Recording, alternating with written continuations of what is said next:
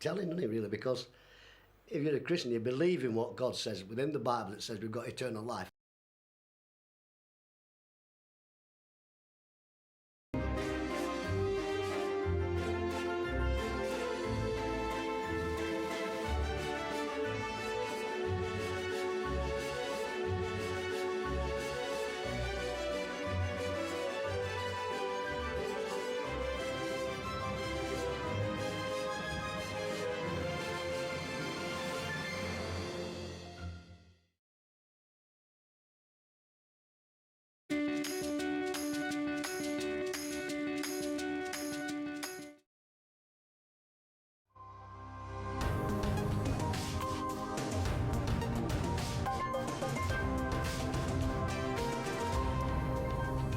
Tēnā koutou no mai haere mai. Welcome to Q&A. I'm Jack Tame. Today, science and religion, diametrically opposed or two sides of the same coin? Can science prove the existence of God? Any God that science could prove would be less than science. And that wouldn't be the God I'm interested in. And after a long delay, the Prime Minister has named his new Chief Science Advisor. The advice I give is independent. It's independent of thought, but it is considerate of the drivers of the day. We will have that interview for you shortly, but we begin today with the biggest changes to secondary school education in more than 2 decades. As well as the changes to the school curriculum, the government is proposing to scrap and replace NCEA with a new qualification system in New Zealand secondary schools. Education Minister Erica Stanford is with us this morning. Kia ora, good morning. Good morning. So, why scrap it instead of tweaking it? Look, I didn't come into this job thinking I'm going to scrap NCEA. It wasn't one of the things on my agenda. But we knew that there were serious issues with NCEA. I think we've known for 20 years that there are serious issues that needed to be resolved. We heard from parents, many of the things I've said, that they don't understand it, they find it hard to help their children through it. We've heard from employers that they don't value it. We've heard from teachers that they don't value it. And so we knew that there was going to need to be serious change. And we've been in the midst of a washing machine of change at least since 2020, and we need to have certainty. And the more we took through the process of understanding what the issues were and what the potential solutions were with the group of principals I've surrounded myself with, we could see that we were getting further and further and further away from NCEA. And in the end, if it doesn't look like a duck and it doesn't quack like a duck, it's not a duck. So we've had to come out and say, actually, we are going to be implementing something new that will solve the fundamental core problems that parents inherently knew that we had with NCEA. So they should feel confident that where we are going is going to set their children up for success. So you, like you mentioned, you had this professional advisory group made up of principals. Was there consensus in that group on your decision to scrap and replace NCEA? There were a range of views. So not consensus, not everyone agreed to necessarily scrap it. From the start, they had a range of different views, sure, but they worked really collaboratively. Was there, Sure, but that final point, was there consensus on the decision to scrap NCEA? In that there was broad consensus. I mean, that's where they came to in the end, and those are the meaning that not every single member necessarily agreed to that point. Look, I think all of the members knew that there were serious problems with NCEA, and they all knew that we needed to make change, and they looked to different jurisdictions. They looked around New Zealand at what other schools were doing, who'd already made changes and dropping NCEA or doing using other curriculum and other qualifications. So they looked at a range of things, and this is where they landed as a group. So for the member or members who didn't think that NCEA should be totally scrapped, what was their main concern? Look, I haven't asked them that question, but look, you must have some sense if that's the advisory group. I think they had a range of different perspectives coming in. There were some who wanted to keep level 1, for example. There were some who definitely wanted to scrap it. There were some who liked some of the aspects of NCEA, and frankly, we just listened to them and came to a middle ground where we were like, look, there are some good things about NCEA.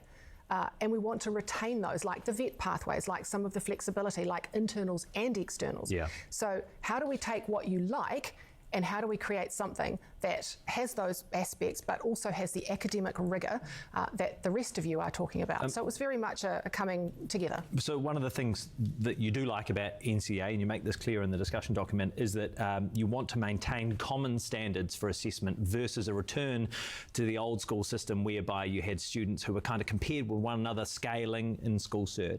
Yeah. If it's your contention, though, that students have effectively been gaming the current system and that this is going to be more rigorous, would it be your expectation that compared to NCEA, more students will fail to get either a Year 12 or Year 13 qualification?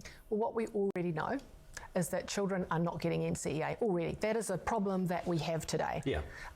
What we are doing to make sure that students are set up for success, and that's what I want parents to know, that we're aspirational for them and we're setting them up for success, that we are undertaking transformational system-wide reform, starting right from primary and intermediate with my 6 priority areas. You've seen all the changes we're making in structured literacy, structured math. So more fewer will get a Year 12 and 13 qualification? Well, at the moment, fewer and fewer each year are. Yes. We need to make sure that more and more are, which is why we have to make sure children are at curriculum by the time they go to high school.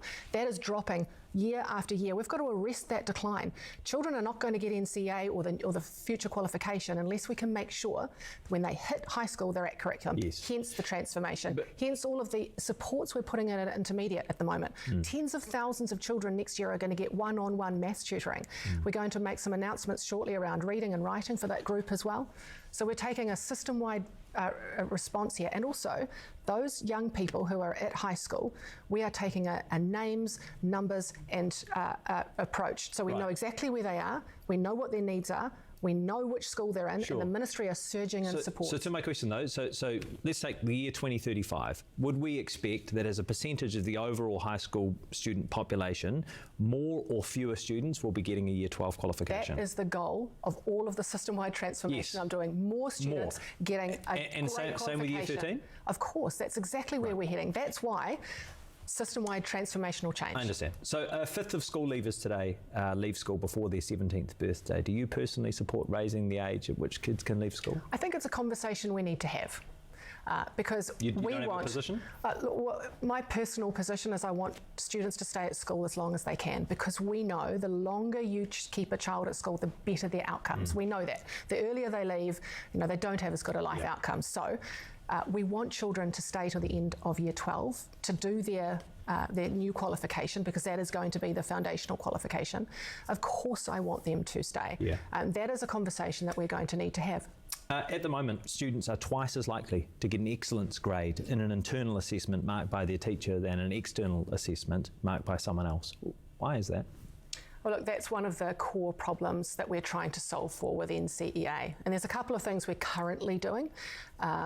We're making sure that we're doing a lot more moderation. There are a number of schools that NZQA are going into who have a very high variation between the internal mark and the exam mark, and they're working with those schools. Look, in the end... Are teachers being dishonest? No, I think teachers just really want the best for their students. And it is a more than twice as likely. Yeah, I know, and that's why we're making they're putting changes. the finger on the scale there. Well, I wouldn't say that, but one of the things that I've said is to take teacher workload away because they're under a lot of pressure, but also to make sure that we have much better moderation. I've said to NZQA, we're already leading the world in the way that we use artificial intelligence to mark exams. I want to get to a position where we have 100% or as close to external moderation to solve for these problems. Because if you've got a great teacher in a low decile school who's getting his kids through, I don't want people to think that teacher's gaming the system and giving them extra marks. Actually, that's a great teacher who's getting his kids through. So external marking is going to be the future of how we solve these problems. Will the balance between internal and external examinations differ across subjects? It most likely will. I mean, take music, for example, if you're doing performances, or if you're doing science where you've got science experiments, or art where you've got art projects, you are always going to need internal assessments, and sometimes a greater proportion of those. So that's something we'll work through. So NCEA obviously was designed to have flexibility for the diverse student population, the different challenges students face and the ways in which they learned. It was designed to be better for disabled kids, for neurodiverse kids, all of those things.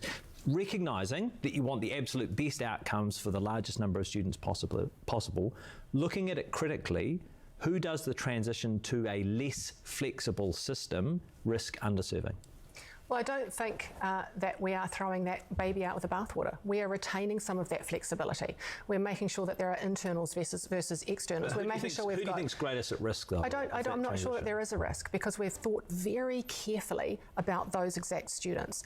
We're making sure that we are integrating our VET pathways, our vocational pathways, with the new system, so that there are really robust, industry-aligned, tertiary-aligned, relevant qualifications in those VET pathways as well. So we've taken the best of that flexibility to make sure that it still exists while maintaining academic rigour, while maintaining the fact that we don't want people to game the system, and that we do have external exams that kids show up for, because we cannot have a situation where we have 250,000 exam papers that are left blank every year. That's a failing system. Yeah, that is an extraordinary data point. So data released this week shows that 28% of Māori school leavers didn't achieve NCEA Level 1 last year versus 16% for the whole population, and both measures are the worst in a decade. The Māori school population is forecast to increase from 25% today to 33% by 2040. What evidence do you have that Māori will do better under this new system? Well, firstly, we have to arrest that decline, right? If you look back to 2017, I think it was about 18%, and now it's shot up to 26%, and it's just getting worse and worse. But let me be very clear, it's not because they are Māori students, it's because they are overrepresented in those poverty statistics, easy for me to say. So when you look at low decile schools, it tracks, very, very similarly. We have to arrest that decline. Same with attendance issues. Yeah. But if you go back and you look at those kids you just talked about that didn't get a qualification last year, we knew in 2018, because they were in year 5, and we knew then when we did the nationwide assessment of maths, for example, that only a quarter of those Māori kids were at curriculum for mathematics. And then in 2022, we knew it was 20%, tracking down. And what happened?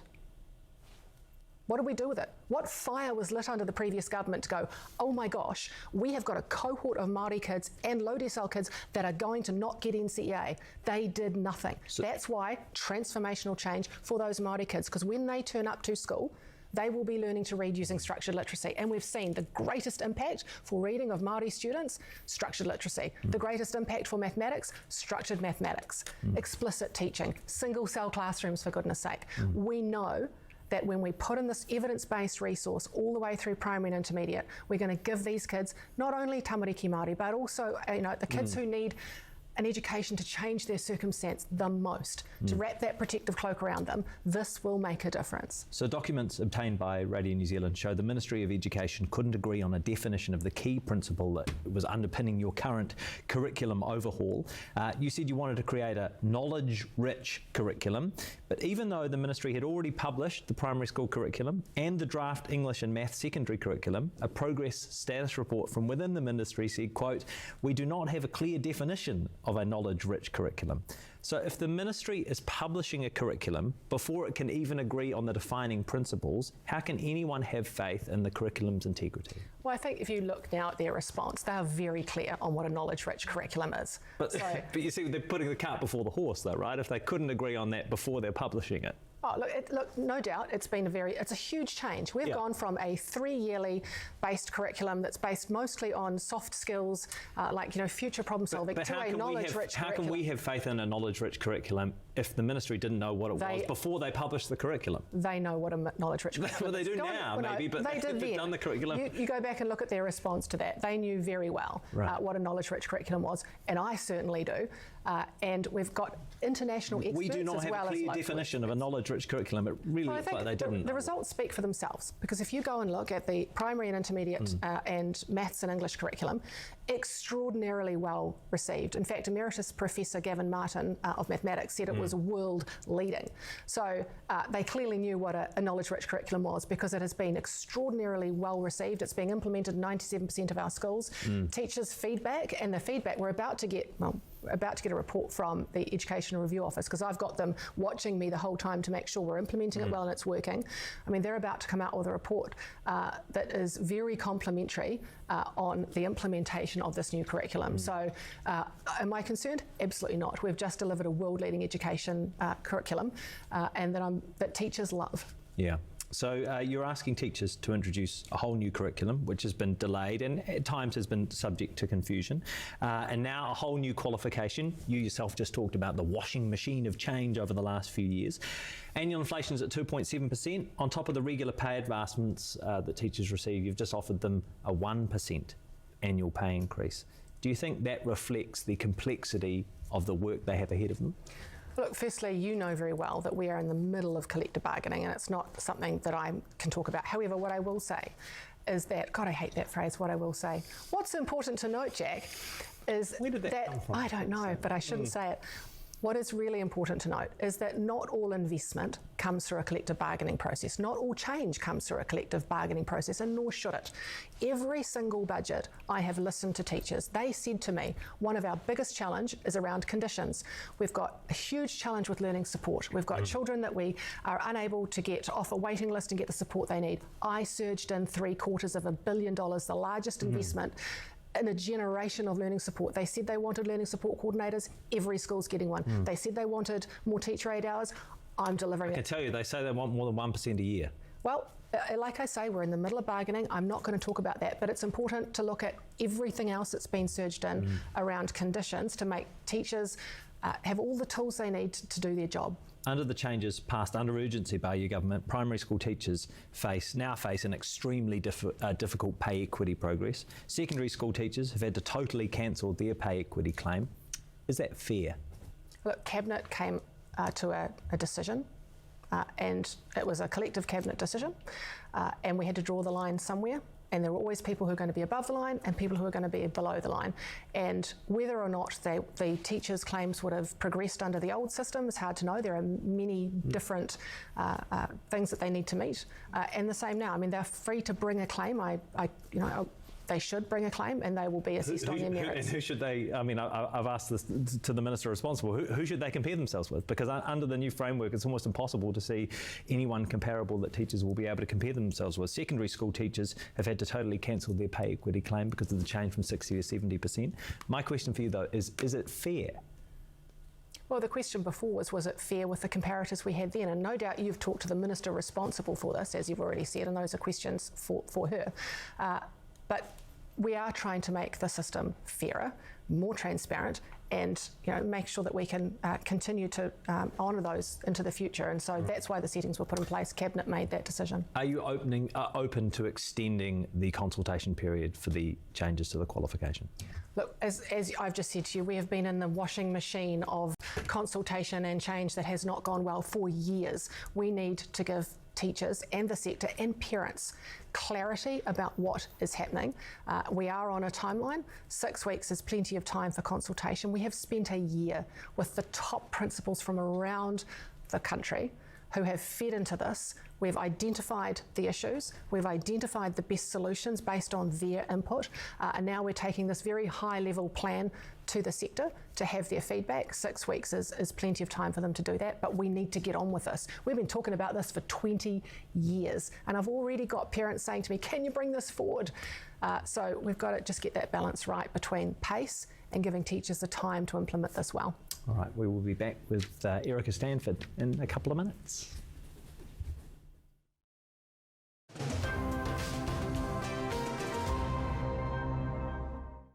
We are growing medicinal cannabis. The row with the wool on it has phenomenal growth. Hyundai Country Calendar, tonight on 1 and TVNZ+. So we've got sugar, sugar, sugar. Where are the veggies? New habits. Look at all those colours. Yeah. Please enjoy your dinner. Will take some convincing. That did not work out. Can they crack it? That looks amazing. Moment of truth. Let's hope the boys like it. Oh. Eat Well for Less New Zealand, Monday on 1 and TVNZ+. Cookie? I baked them this morning. Notes of mouthwash. 'Tis the season Oh my gosh, is that Santa? Oh, that isn't good. for murder. A classic Christmas ladder fall, resulting in a reindeer antler impalement. Holidays can be rough. And someone's on the naughty list. People think they're lucky till they're not. Dee Dee killed Dirk. Oh. Somehow. New Elsbeth, Tuesday on 1 and TVNZ+. It's a season to remember. You have taken a monster risk. But for one of the best. Maybe I haven't made the right decision. God, what have I done? It's a night to forget. There's a small little issue. It's not looking good. The final week of MasterChef begins Monday on 2 and TVNZ+. In last year's budget, the government allocated funding for 10 brand new charter schools and for 35 state schools to convert to charter schools by the end of next year. There have been dozens of applications for new charter schools, but so far no state schools have converted, and the Charter School Agency confirmed this week they're currently considering just 4 formal applications for conversions to open in term 1 of next year. So, Erica Stanford, funding for 35, formal applications for just 4 conversions for term 1 next year. Why?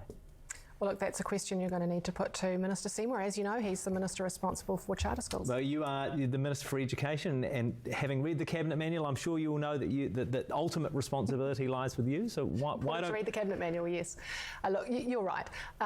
Look, essentially it is his area of responsibility. However, I mean, this is the tension in the system, right?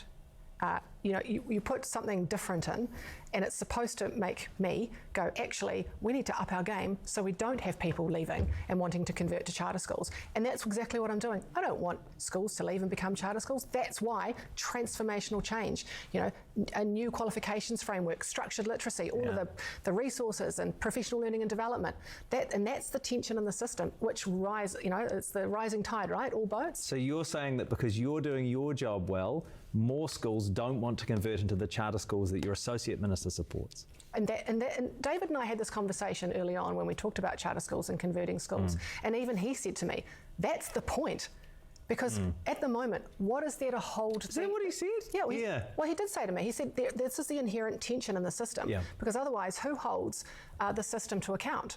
So in the latest education bulletin this week, your government has announced that sponsors of converted schools can now get 20-year contracts instead of 10-year contracts.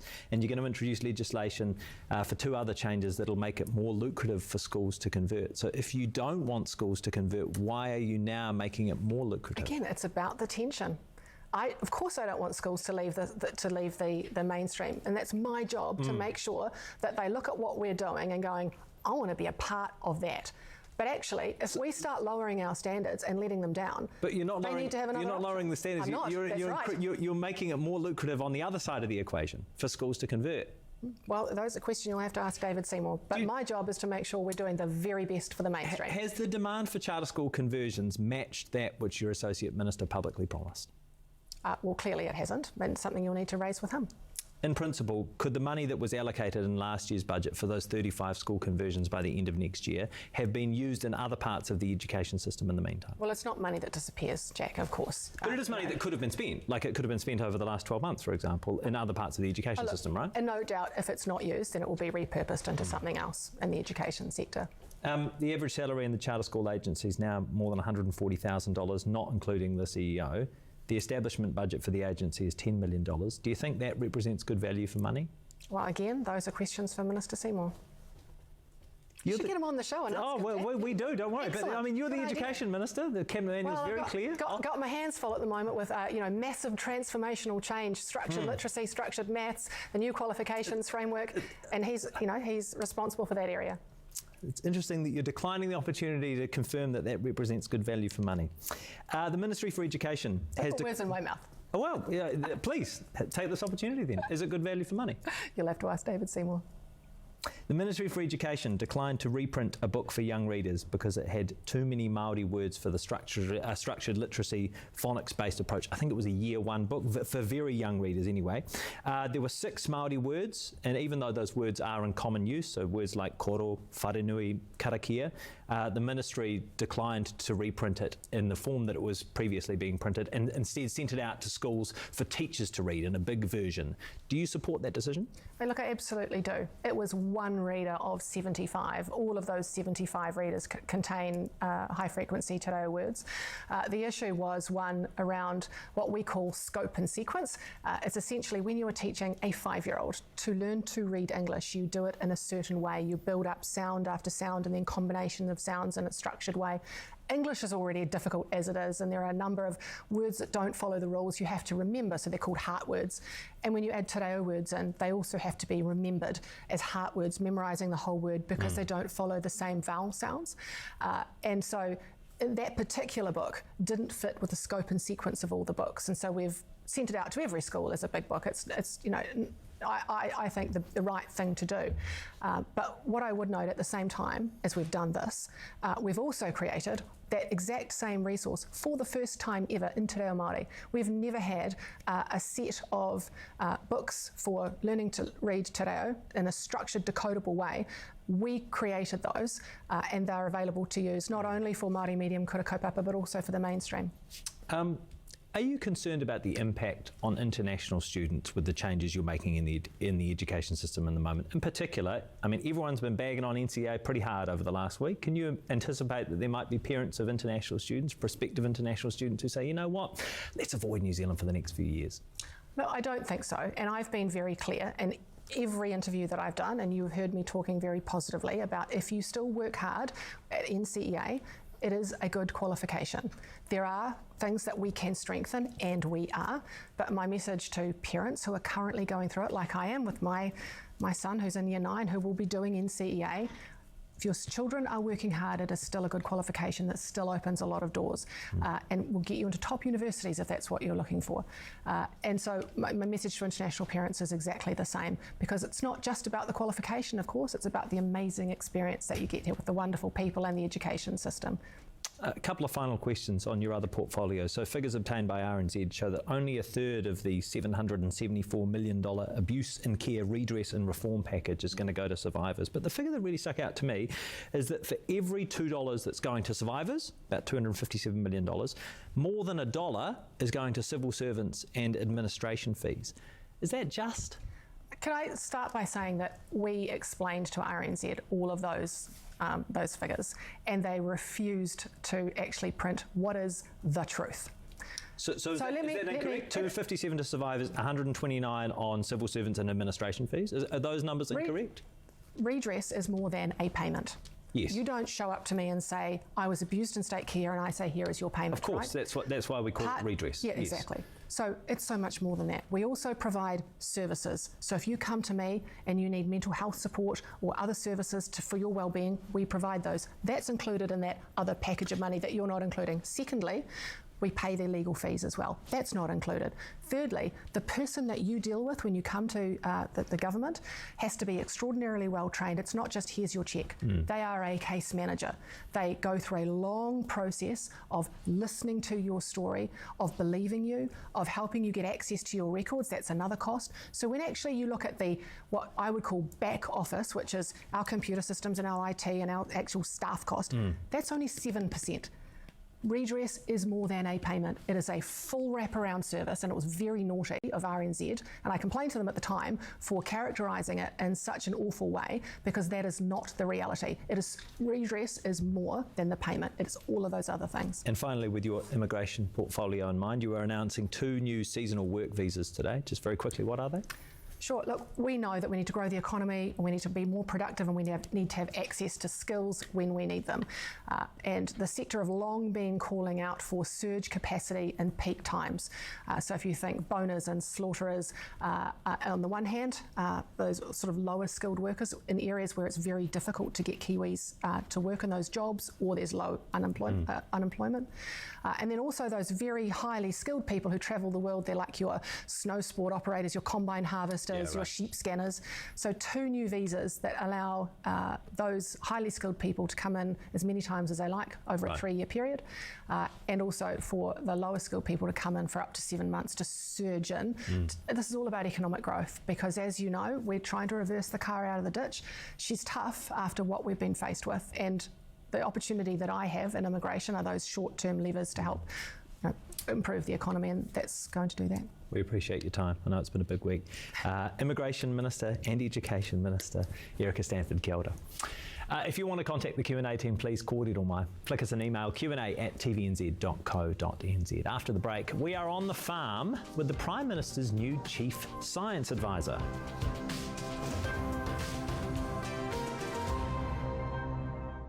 I grew up in old houses. It may be filled with character. Oh, that got me in the bum. fun! But the layout no longer works. It's so segmented. It's beautiful. I just want out. Can Paul lure them to a new home? Certainly has character. You're really trying to sway me, aren't you? I'm doing my best. Or will Alex wow with the Renault? So transformational.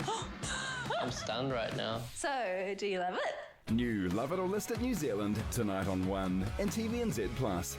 Is he filming? Yeah, he will do that. Love all this stuff, TikTok and whatnot. I'm a documentary filmmaker. Sure you are.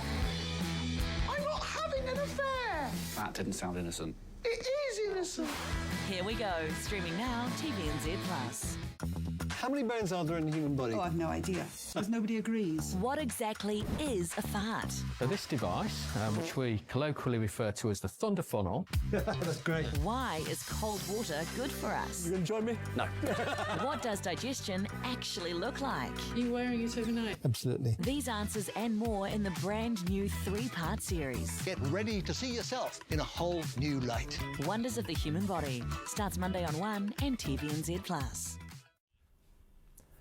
Almost a year since his predecessor finished in the role, John Roche has taken over as the Prime Minister's new Chief Science Advisor. The role is distinct to that of previous Chief Science Advisors, and Roche will simultaneously continue as Chief Science Advisor to the Ministry for Primary Industries. We sat down in Pukekohe this week, and I began by asking John Roche how he became a scientist. Well, I grew up on a farm. That's probably where it all started. Fell in love with agriculture, you know, the freedom of the open spaces, all those types of things, nostalgically, and went to university to study agricultural science. Well, actually, I went to university to play football. Actually, to be honest about it. Priorities. Yeah, absolutely. I just had to, I had to pass exams to stay playing football was my priority. And on leaving university, I was actually going to go to the US for a short stint to play football over there, and then come home farming. And at that stage, we had purchased a farm, and I was hell-bent on going farming. And I was offered a master's at the National Centre for Dairy Production Research in Ireland. Didn't want it, didn't want to go. Myself and my father had a discussion, is the way he describes it. I describe it as he insisted that I go and do the master's, and the rest was history. In a couple of months, I was planning a PhD, fell in love with research. You know, I was like a kid in the candy shop. I was working in agricultural science, working with dairy cows, and I describe myself as probably a person with an average intellect, but an insatiable curiosity. So I was like a kid in a candy shop. You've been with MPI for a few years now, and you lead the Mycoplasma bovis Science Advisory Group. I think, fingers crossed, touch wood, all of those things, we look to be past the M. bovis crisis. What do you think are the key lessons for New Zealand reflecting on that experience? Oh, there's probably a lot of lessons. One is that we should have a crack. I received a letter, actually, after joining MPI. You don't receive many letters anymore, but this was a physical letter from an epidemiologist who said, look, you're doing the right thing.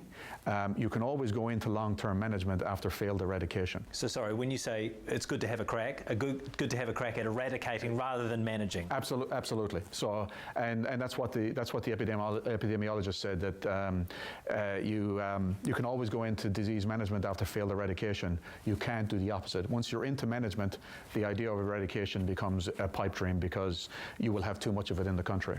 And so, after a year of managing it and keeping it under control, the government at the time, alongside industry, decided, well, on the basis of what we know, we could have a crack at eradication here. And so they took that risk, and I think it's paid off as the only country in the world to ever have attempted and to succeed in eradicating Mycoplasma bovis, as you said, touch wood.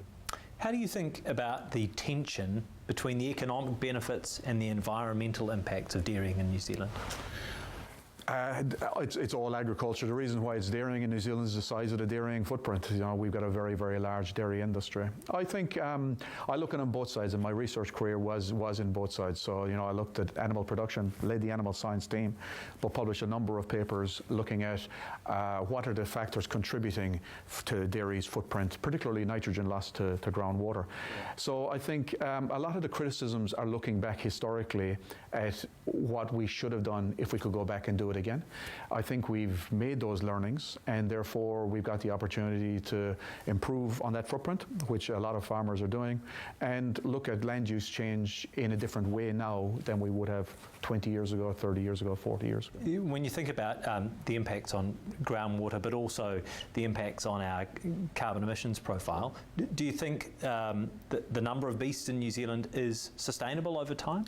I think it is, absolutely, and for a number of reasons. So firstly, when you look at it from a greenhouse gas footprint relative to the food, the carbon footprint of a litre of milk today is 25 to 30% less than it was in 1990 through the efficiencies that have been baked into the system over that period of time.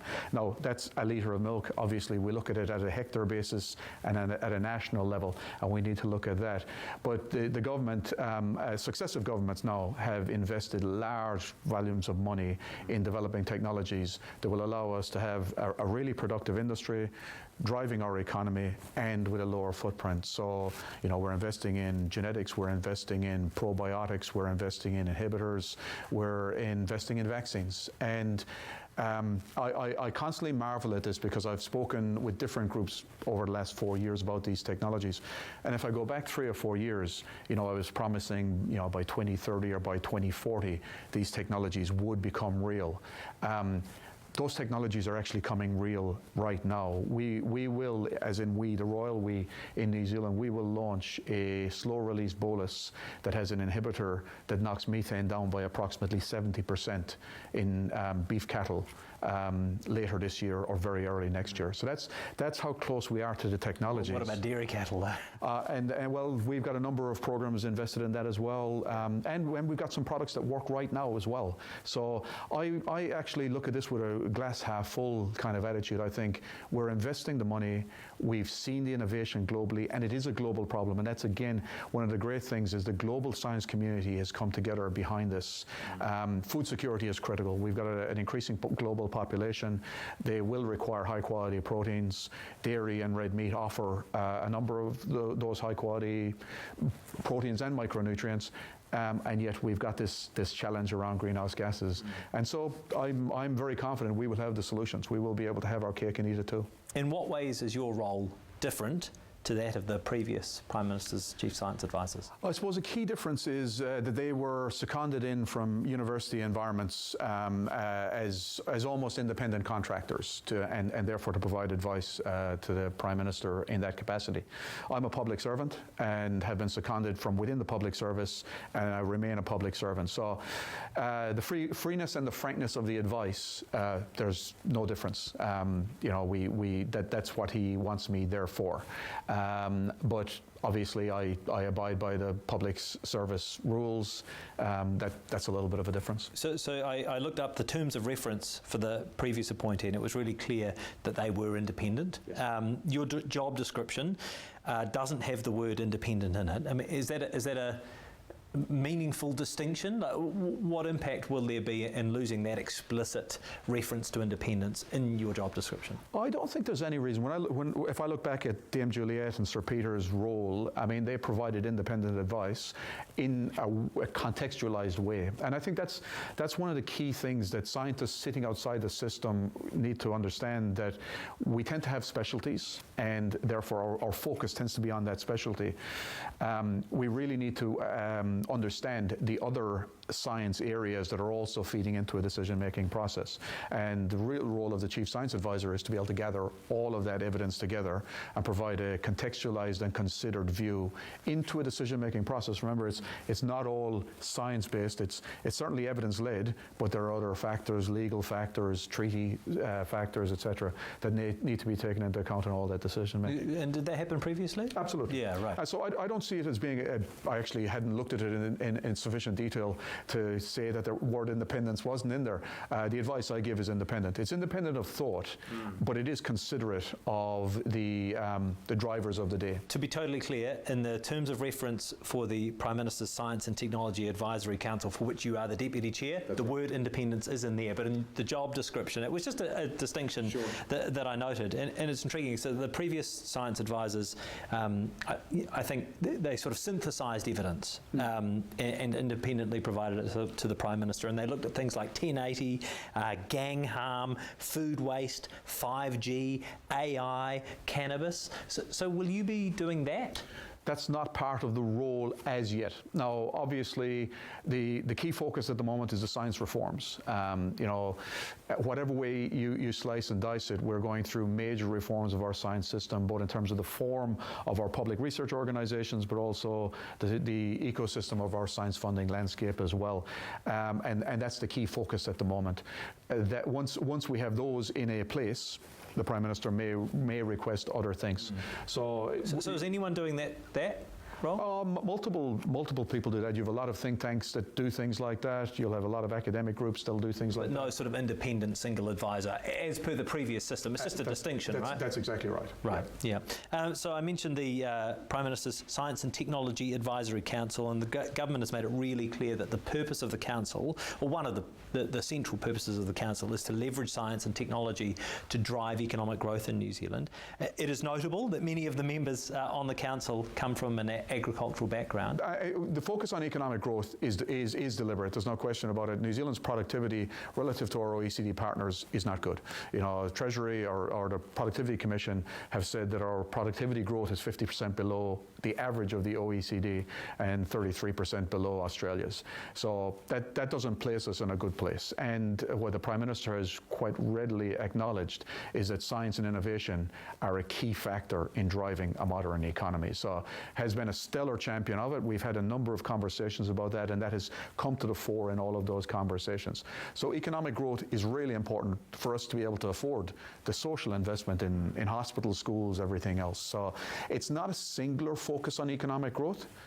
It's a focus on delivering a science and innovation system that delivers to New Zealanders in the long term, I think is a better way of putting it. See, it is a very distinct role compared to the previous roles, right? When you think about it in the context of the advisory group, how many times has the group met so far? The group has met formally once. I've met with every member of the group 2 or 3 times now at this stage. It's a great group. They gelled together really quickly when we did come together. Great conversations. That meeting was really around understanding the science funding landscape as it currently is. My colleagues in MB are out there gathering together a lot of information around small advanced economies that are doing this really well, and their innovation system proves that they're doing this really well. So we want to look across the world and go, who's doing this well, and what could we beg, borrow and steal and implement in New Zealand? Yeah, I see reporting this week shows that most of the new Advanced Technology Institute that's being established by the government is being funded by reprioritising funding from other research funds and Callaghan Innovation. So was that the council's recommendation? No, it wasn't. Not that recommendation, no. But I think when you think about it, we're in a fiscally prudent environment. We've got a funding envelope. If we're going to grow some things I should take a step back. The council did recommend that the advanced technologies that are part of the Institute of Advanced Technologies are a priority for funding. So to achieve that funding within a fixed funding envelope, that money has to come from somewhere else. Right. So knowing though that there is a fixed funding envelope, the group did recommend that it. Absolutely. Right. Okay. Absolutely. Okay. I mean, if productivity is such a guiding light for successive governments in New Zealand, but if improving our economic productivity is such a priority for this government, should we not do both? Should we not be funding Callaghan, maintain these other institutions, and have this new institute set up? Well, like I said, we're in a fiscally prudent environment. We all manage our household budgets, our income minus our costs, give us a little bit of discretionary funding if we're lucky. So that's the environment that we're in. I don't think anyone would disagree that we would like to put more money into the science and innovation system. What I think we need to do is prove that the reforming of the structure of the system and that the funding architecture that we design will deliver value. Then we can make a strong case for more funding. The other thing I think we need to be aware of is that funding doesn't necessarily have to come from the government. So New Zealand has a really strong reputation globally for being a hub of a bioeconomy, being innovative. And so some of the changes that have already been taken place, and I just want to acknowledge encourage the people in the public research organizations how over the last 6 to 9 months they have really embraced the change. They've come together as you know, 4 entities into one and as a team, and are quite excited by it. The people that I talk to are quite excited by it. That gives us something of a credible size relative to anyone else in the world. So when you take our reputation for the bioeconomy, we've now got a single door for people to come through. We sit on the other side of the equator, so we've got a different side of the calendar. So if people want to do research twice in 1 year, I'm just telling them New Zealand is open for business. Finally, the government has announced pretty significant reforms when it comes to secondary education in New Zealand, but I wonder if you have any reflections on the ways in which we are educating the next generation of scientists in New Zealand. Oh, look, I have reflections, and I think the reforms are welcome, and I've talked to a number of teachers and who have expressed real interest in what these reforms are going to be. Somebody asked me actually when I first got into role, what do I want to achieve? And I said, well, look, we've got a big job to do in terms of the science reforms, etc. And he stopped me and he said, no. What do you want to achieve? What do you want to leave behind when you finish this role? And I didn't really have an answer, but he asked me to come back to him on it. And as I've reflected on it, what I'd really like to achieve is to encourage young New Zealanders into a career in science. It's a fantastic career. You know, you effectively get to be a 5-year-old every day of your life, because you just ask why. You know, those annoying traits of your children that go, why? That's what we do as scientists. And so it's a great career. It builds skills that are transferable all over the world. And I'm fortunate, you know, I'm well traveled. You can hear the accent. I didn't pick this up quickly.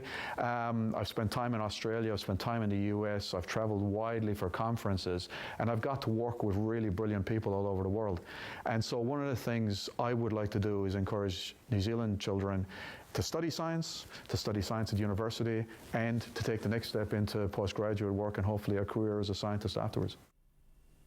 That's John Roach. And there's more of our conversation, including his reflections on New Zealand's history of scientific innovation, on our YouTube page.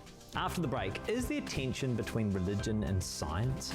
We're in search of answers to life's biggest questions.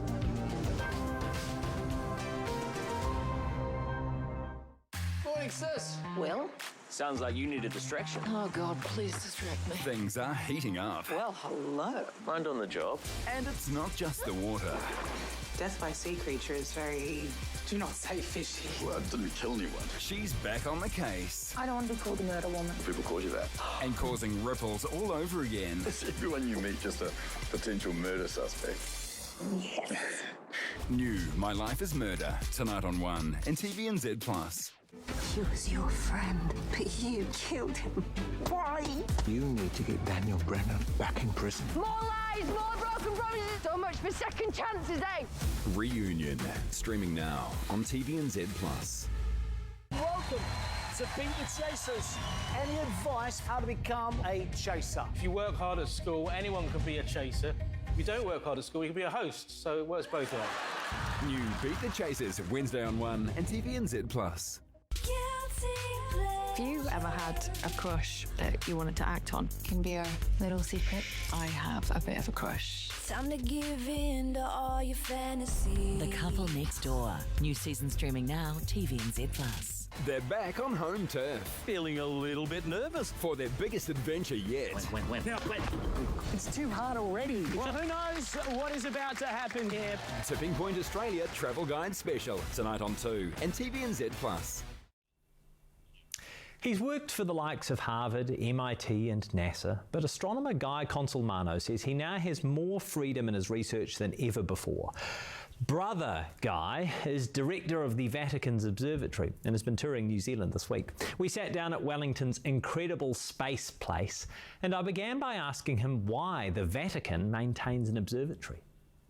Why doesn't every religion have an observatory? I mean, if you believe that God created the universe, then seeing how he created it is a way of getting close to God.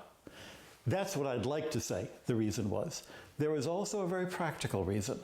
And back in the 1890s, it was to show the world that the church was not opposed to science.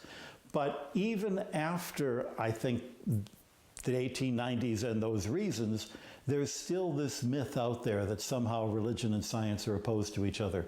So having me here with, a religious collar and an MIT ring kind of tells people, no, we're not opposed. Okay, I'm looking forward to digging into that perceived tension in a couple of minutes. So to tell us about the role, though, as director, what do you see as being your responsibility? Well, what I was told when I joined, and then when I became the director, what I tell everybody else who's new, your job at the observatory is do good science. It can be whatever science you want to do. It can take 20 years to have all the data together. It's so much more freedom than I had back in the days before I was a Jesuit, when I was living on NASA grants, because you could only do what NASA would pay for, and you'd better have results in 3 years or your grant's going to get cut off. No, we can do whatever we think is really good science. That's half the world, to have the good science. The other half we do is to show the world. And so being on television shows like this, writing books, talking to schools, also being at scientific conferences and collaborating with our collaborators and with our scientists from around the world. All of that is part of the mission of just reminding scientists ultimately why we're doing this. And it's not to get rich, and it's not to be powerful, because trust me, you're neither of those in astronomy. It is to have that sense of joy when you look at the universe and you see something beautiful and you understand it for the first time, and even that's beautiful. And in that joy and in that beauty, there's where you find God. I can only imagine that every day you are hit with this fundamental question about the compatibility of science and religion. Can science prove the existence of God? Any God that science could prove would be less than science. And that wouldn't be the God I'm interested in. Besides, I've got the gray hair. I've been in the field 50 years. I know how fragile our science is. Half the stuff that I was taught as a certainty when I was a student, we've learned is wrong. And what if that was the half that I was using to prove God? Well, then that God would be wrong. So that's the wrong way of looking at it.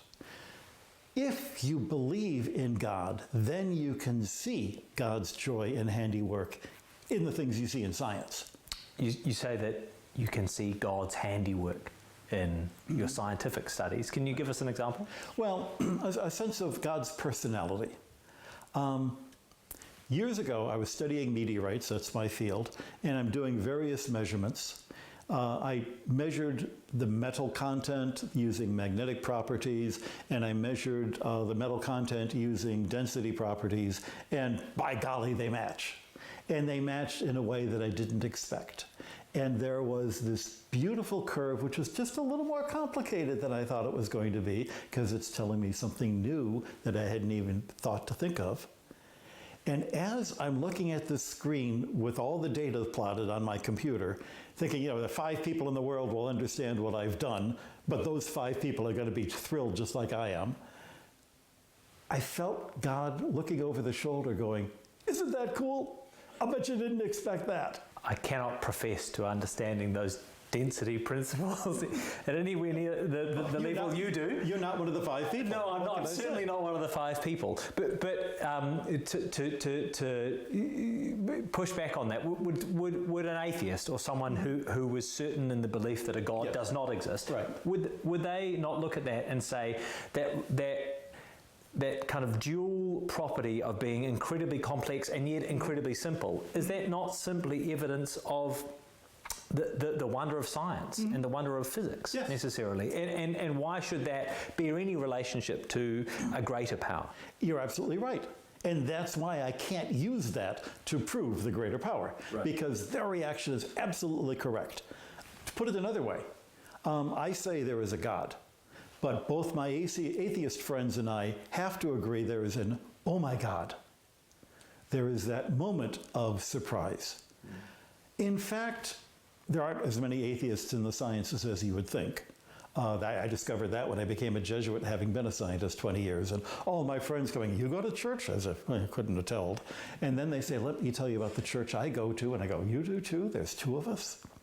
But more than that, to be an atheist, you have to have a very clear idea of the God it is you don't believe in. And you know what? I probably don't believe in that God either. There's lots of ideas about God out there that I think are wrong.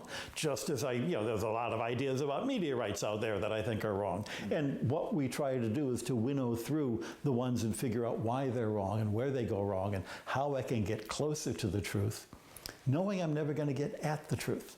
I'm never going to arrive. The Fermi paradox questions why, given the universe's incredible size and mathematical likelihood of the number of potential planets that are habitable, why we are yet to see any sign of intelligent life in the universe. Where do you stand on the Fermi paradox? I straddle it. I am one of the scientists on the board of scientific advisors to the SETI Institute, the people who are in the business of the search for extraterrestrial intelligence. And you have to remember, the reason we're looking for extraterrestrial intelligent life is because really we're looking for extraterrestrial life. And finding intelligent signals might be the easiest way of seeing that there's life elsewhere. The trouble is the universe is really big. The farther away you go, the greater the odds are of finding life or finding intelligent life. But the farther away you go, the harder it is to communicate with them to get a message back. The closest star is 4 light years away, so if we did find somebody there and you waved, you'd have to wait 8 years for the light signal to come back, seeing them waving. And, it would take an ungodly amount of time to be able to communicate with somebody 200 light years away. They'd say, I kind of missed that, can you go? And it's another 200 years before you can communicate. But there's something else going on. We have now found something like 7,000 solar systems looking at stars nearby. We have reason to believe that virtually every star has planets. Of those 7,000, forget about what the press release from the university says. We have never seen a planet that's really like planet Earth, anywhere close to planet Earth. So it could be that what we're on is really, really rare. We don't know. That's why we keep looking, because what we do find is we're surprised to see things we didn't think we were going to see, and then you go, I've learned something. And we're surprised to see things we didn't even know were possible. And that makes you very excited because you're about to learn something new. So we also recognize that maybe the life in the universe is a life so different from ours we wouldn't even recognize it. Or maybe it doesn't exist. As the cartoonist Walt Kelly said years ago, there are people who say that there are more intelligent creatures in the universe than us, and other people say we're the most intelligent in the universe. And either way, it's a sobering thought. True that. A big part of the reason you're here, I know this isn't the first time you've been in New Zealand, is you take the opportunity to visit Tekapo. Yes. How important are dark night or dark sky sanctuaries? They're incredibly important. Pope Benedict, in a homily at Easter Saturday night, made the marvelous point of, speaking of light and dark in our lives and our religion, in the reason we use candles, he says, we humans can create light that blinds us to God's light. And that's what light pollution does. It robs everybody around you from being able to see the glorious sky that's overhead, the sky that can give you a sense of perspective that can be consoling or a little bit frightening, depending on where you are and what you're doing. There was an earthquake about 30 years ago in Los Angeles, and it occurred just before sunrise. And the Griffith Observatory there was getting calls for the next week. Why did the earthquake make the sky so frightening? It's because people had never seen the sky with all the lights off before. It's glorious, it's remarkable, and it's something that everybody should be able to do. I'm reminded of the old song, they took all the trees and put them in a tree museum. It's a shame that they've taken all the stars and have to put them in a star museum.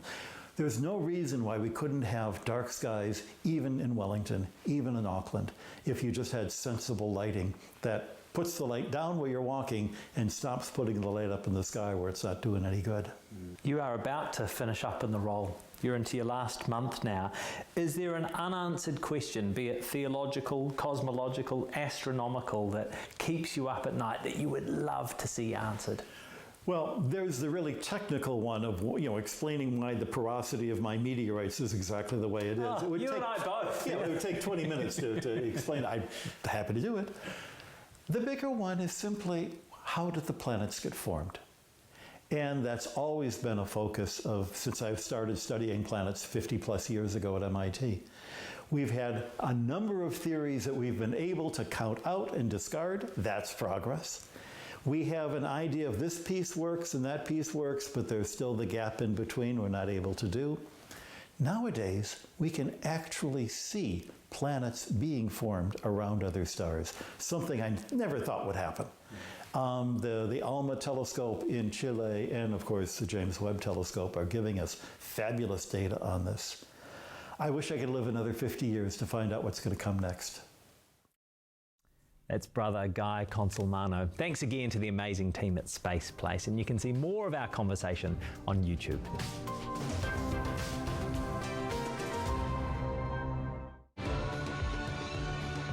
Hey there, grab a snack, hit the couch, and get ready for a big night in.